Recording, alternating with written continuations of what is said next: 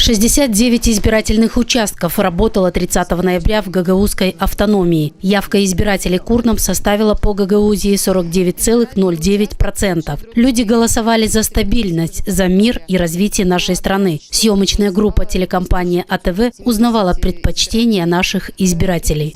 Чтобы было все хорошо у нас в Гагаузии, вот за это голосовала. Я сказал за стабильность в Молдове. За то, чтобы жить было все-таки немножко легче, чтобы была какая-то стабильность, была какая-то надежность.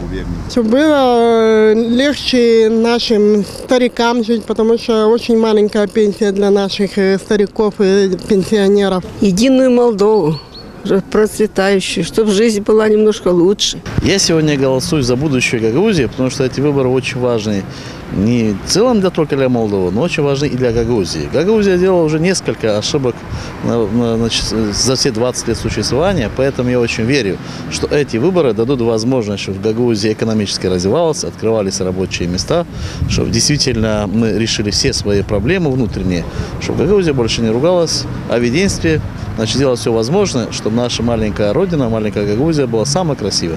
Я буду голосовать за тех людей, которые будут уважать народ, которые ближе к народу, будут стараться для народа. И я буду голосовать за процветающую Молдову. Я верю в то, что она будет процветать. И у нас есть лидер, который все равно доведет дело до конца. В ходе нынешних выборов к Гагаузии было приковано пристальное внимание со стороны наблюдателей из различных международных организаций. Как сообщил глава окружного избирательного совета Гагаузии Федор Гайдаржи, для осуществления мониторинга парламентских выборов в автономии было аккредитовано около 100 наблюдателей.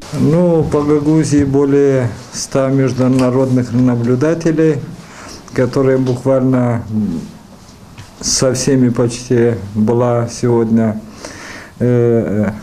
организована встреча, которые разъехались по всем избирательным участкам, где они имеют право побывать в каждом населенном пункте, в каждом избирательном участке. В окружном избирательном совете было сообщено, что 30 ноября в автономии приняли участие 63 794 избирателя. Самая высокая явка на избирательные участки по АТО Гагаузии наблюдалась в Камрадском районе.